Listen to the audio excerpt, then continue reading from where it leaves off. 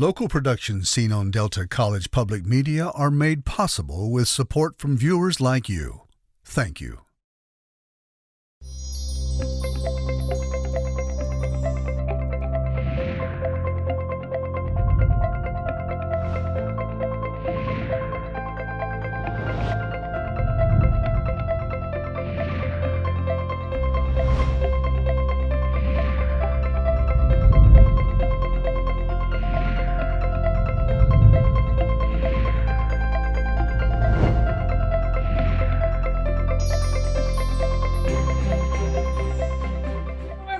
This is Junia Doan's Spark, and I'm Junia Doan.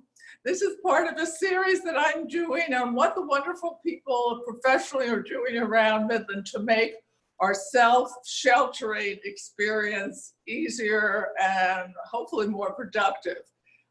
It is April 30th today, and I've been self-sheltering for 6.5 weeks by the New York Standard, and not quite 6 weeks from the Michigan Standard. But you get the idea. All of us are at home these days, and we're very grateful to the people who are taking care of what needs to be taken care of. So our adjustment to this shock of the Wuhan virus, COVID-19, will be cushioned. So thank you. My guest today is Wally Mayton, Reverend Wally Mayton, who's Associate Pastor at Memorial Presbyterian Church. Well, how is Presbyterian handling church services? Well, we are doing what I think many congregations are doing. We are live streaming both Sunday services, and we're doing it from our senior pastor's home, which I think is different than many churches and congregations. Rather than having him go into the church, we are respecting the fact that we are encouraging our people to stay at home and to stay safe, including our staff. And so he's doing it from his home, which means that I and many other participants in the worship service, we tape our portions, and he then at his home includes those tapings in the presentation of the worship liturgy. So we've been doing this for about 6 Sundays now, and we look forward to continuing it. Junia, the interesting thing is that we believe we're reaching people that normally wouldn't be participating in our worship experience, because they know the choice is there, and many people who are unable to physically come to this building now are able to participate fully in our worship experiences. So we think this is a valuable lesson for us to learn. We're in a new time, and probably we'll be continuing these even if things normalize, whatever that will mean. That's a useful idea. Of course, anticipate returning to the building, but we're going to continue to see this as part of our worship ministry.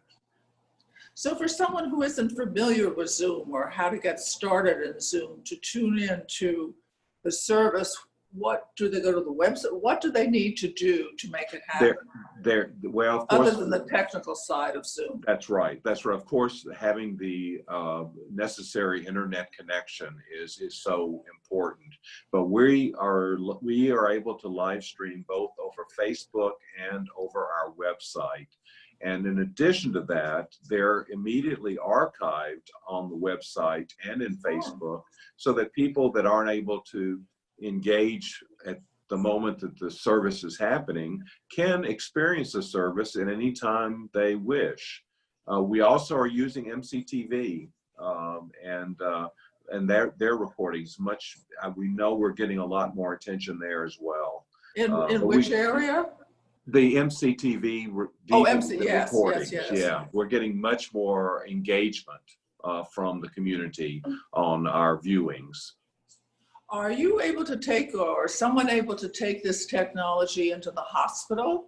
So for the very ill or not so ill? We have discussed that, and because, normally we would, but currently, the safety and health restrictions make it very difficult for us to take it in. We can take a DVD into any of those settings and leave it, but we're unable to provide live streaming at this point.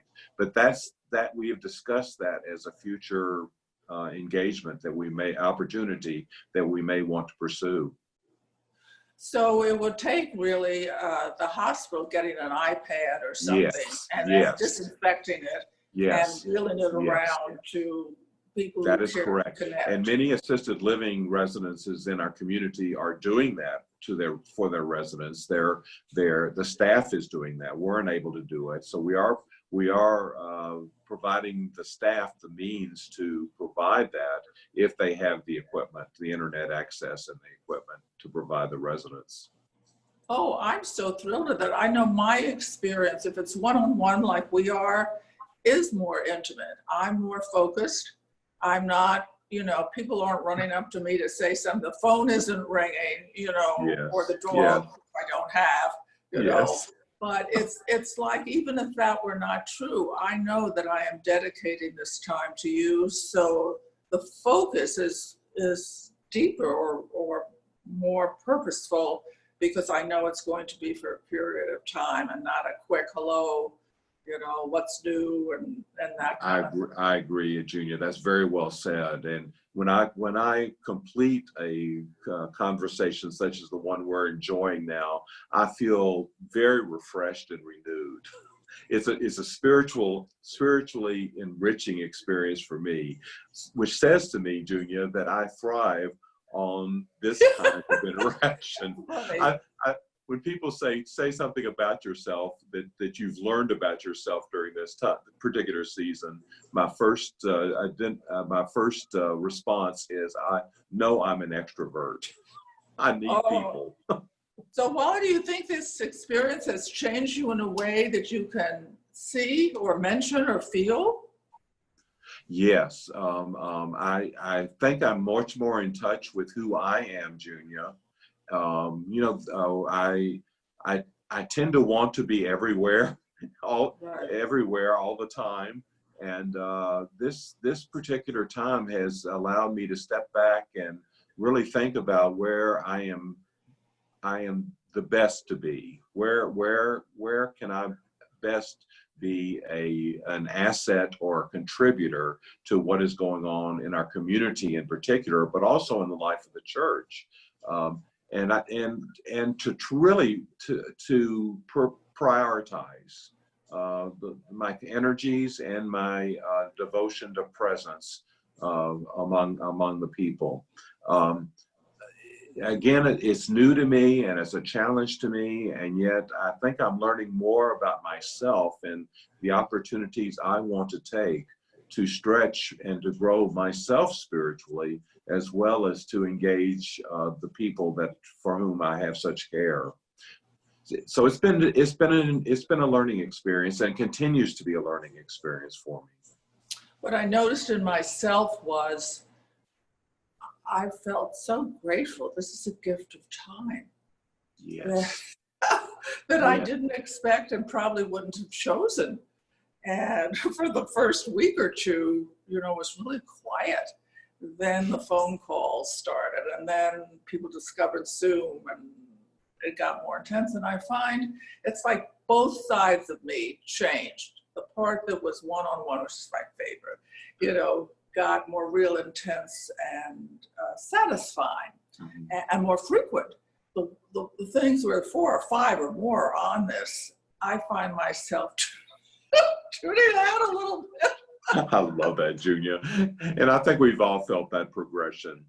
As you're talking, Junia, I recognize you in your gifts of leadership, in who you are and how you present your thoughts, as well as your caring toward the community, as well as to individuals who have the wonderful opportunity to engage you in a personal way. Your leadership. And one thing that I'm learning is what really defines a true leader.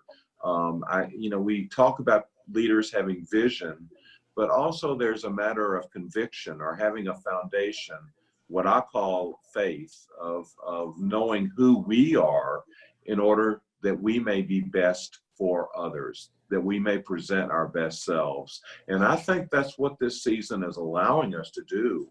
In all its sadnesses, we have the opportunity to claim that kind of leadership that really is effective and meaningful as we seek to contribute to the well-being of our community. And I thank you for presenting yourself and allowing me to consider how best I may present my gifts, whatever they might be in leadership, to the community as well, to be an effective contributor to who we are and what we can be. So Wally, I think everybody is a leader. I think everybody has say over what they say and what they do in every minute or second, for the most part.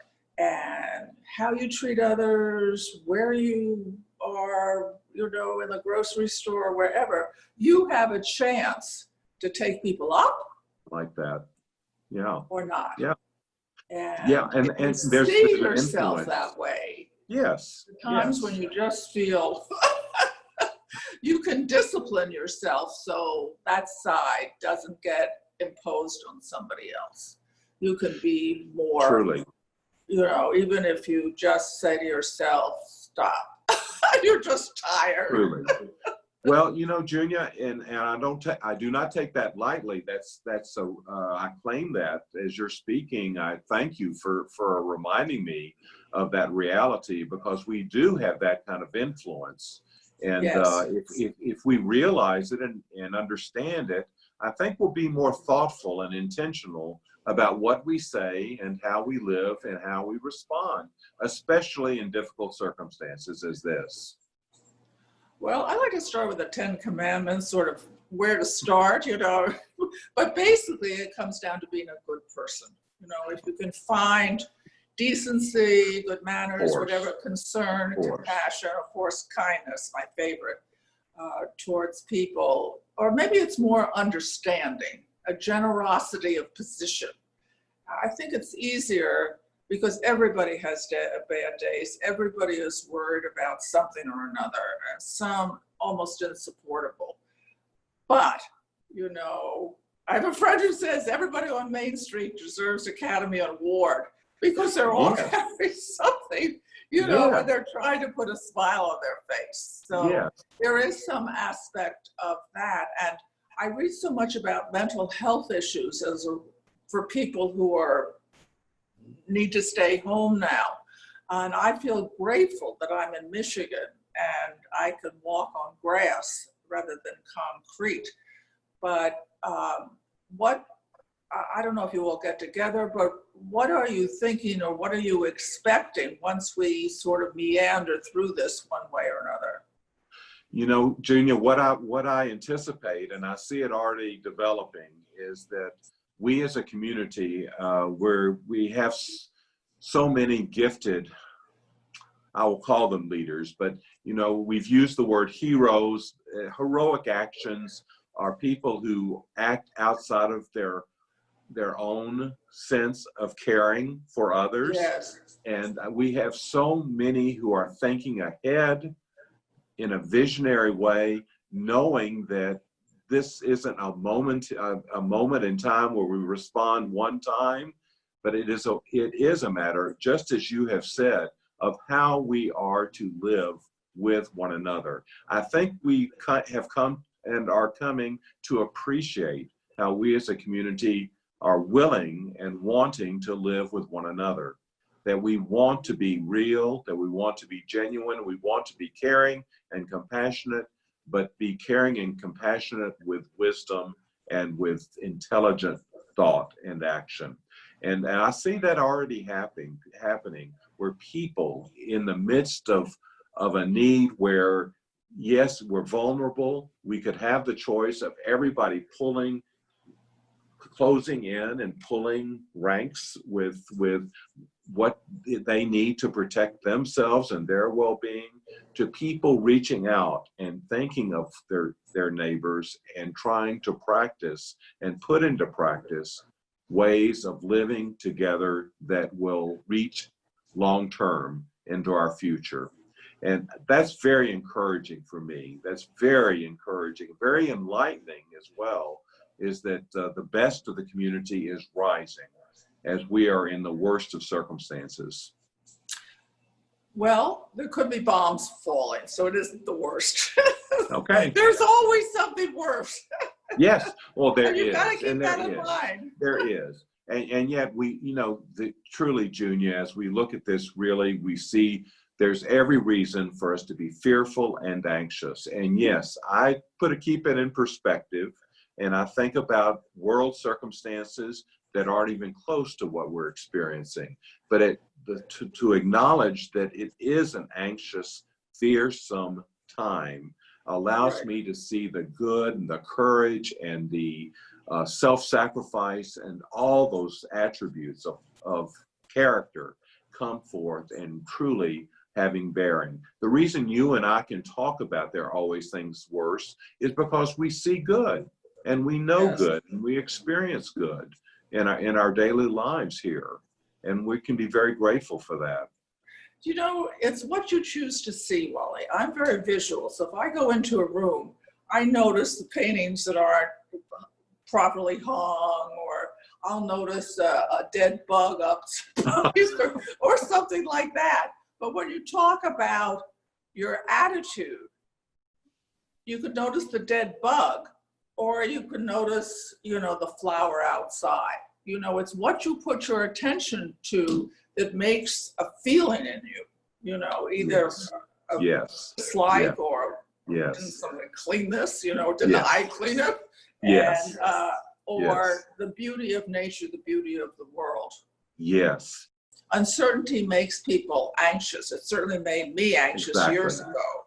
Exactly. Now I have, there's a great advantage to living up in years, a great advantage, because things repeat. You have the same kind of experience, and it's a few little different details, but if you get it at all, you understand the parameters of it, and you understand your reaction then and your reaction in current times. So Beautiful. Uncertainty used to make me really upset when I was way younger. Now I just view it as an opportunity to create difference, a new choice, something else, Beautiful. or the old way. Beautiful. It breaks me apart in kind of regular thinking. It asks me, because nothing is the same, to not embrace uncertainty, but to find where I can play with it. What options can I develop or not develop or think about? And it's a gift, even though it's painful. Junia, that is so true. And what I am learning and have learned, again, renewed my learning in acknowledging that I truly cherish being part of a community to do exactly what you have said, to have the perspective of how I can personally stretch, grow opportunities, meet challenges, be vulnerable in the midst of a hopeful attitude and perspective. I learn best and grow best and act best if I am part of a community that encourages that particular spirit. And that's what I want to say to you. I want to say to other neighbors and leaders within our community, is that we together grow and stretch and respond. And that is such a gift. I am not sure that happens everywhere. I'm not sure that culture is as active as I see it here. And I want people even that feel like they're on the margins of the community.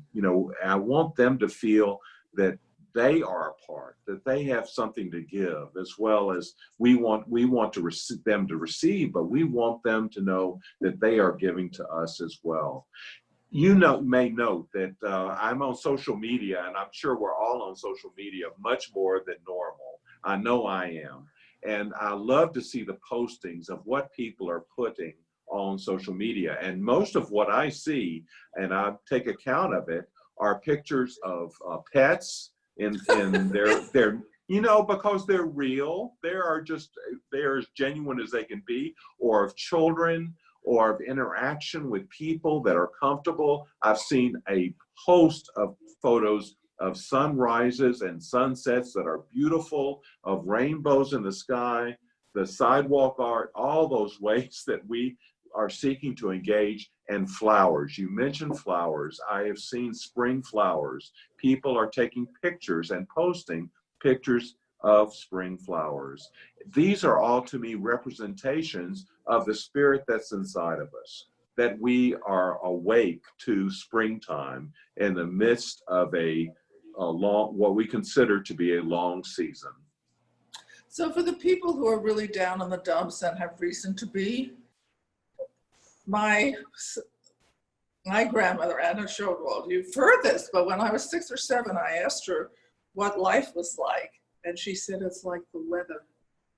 And so when I personally have had hard times, I recall her comment and say, it's really hard right now. Yes. But maybe it will not always be.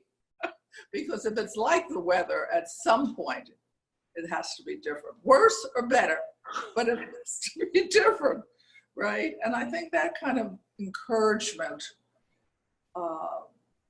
people should learn, either from others or themselves, to give themselves while they can, or if they can. That is right. Because it does not have to say the same, but you have to choose. And some, well, you and I know, some are incredibly unlucky in the kinds of things that hit them in life. And spirit makes a great difference, a great difference. There makes a huge difference, Junia, and truly, you know, there are sadnesses, and I agree that we always acknowledge the sadnesses that we face, the losses that we face in life, and some seem incredibly intense, those losses, and we feel for one another in the midst of it. But there again, my sense is that as we experience those sadnesses and losses, there is such a gift in having someone that we trust to acknowledge that, to acknowledge it as loss, and to stand with us in the midst of that loss. And you know, it takes a community to really grow us out of a sense of fear and anxiety into a hopeful perspective, because fear and anxiety, as you have said, is always going to be a part of us. If we look at history, we see early warning system. Yes. There's all those wildernesses where people are terribly vulnerable. I mean, I'm talking about wildernesses of spirit as well as life experiences. And if there's a promise that we hold on to, and I'm suggesting and even recommending that promise that we hold on to is that we're not alone, that we are part of a community of caring and compassionate and wisdom in thought, in faith. One of the things I've been wanting to ask myself, Wally, I started to, but I haven't precipitated sort of answers, is what do I like about this personally that's given me something that I want to take with me in the future beyond whenever that is, beyond this uncertainty and this threat.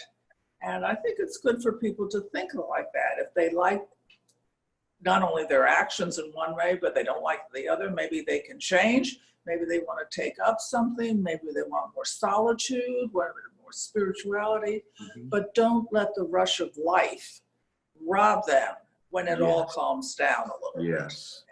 Let this be a gift to themselves and their families. Yes. You know, a bigger, more satisfied.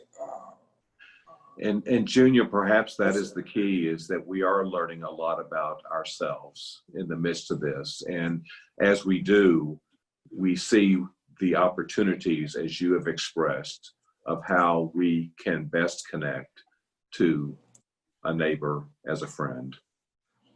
There's a Jewish philosopher called, he was in the 40s, and he said there are two ways that what is his name? Two ways you can relate to people: I thou or I it. I it is transactional. Bring me some coffee. or I'd like to build a house, or I'd like to get out of debt, you know. The other one is heart-centered and spirit-centered. And so maybe living more with a few more people, more deeply with the ones you know, to live I vow. That would be really living grace, wouldn't it? To me, that is the central spiritual truth, Junia, and for all the activities that we can engage in, we know that the fulfillment comes. The fulfillment always comes, and not just what our hands can do, but what our hearts experience in the midst of those activities. And usually, the fulfillment of heart comes from the relationships that we experience. Is that right? Yeah. Well, thank you, Wally. So, you know, everybody who's listening or tuning in, here is a conversation you should put in your heart. Wally said, community supports, right? Yes. This is an opportunity to be more in community thanks to Zoom or other services.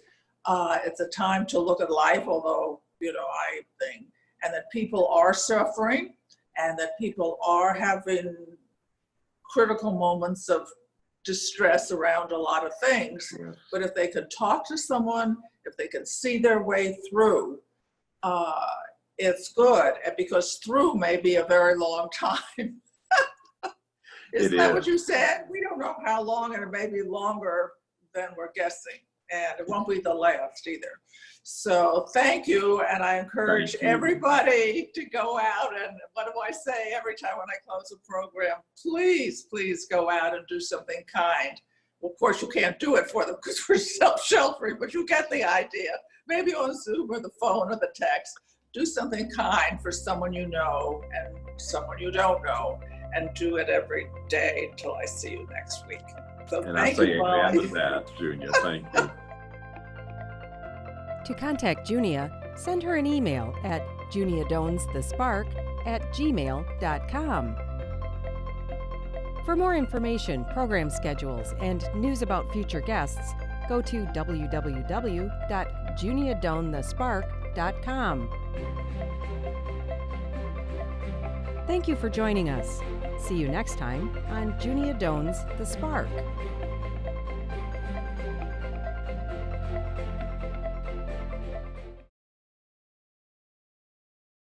Local productions seen on Delta College Public Media are made possible with support from viewers like you. Thank you.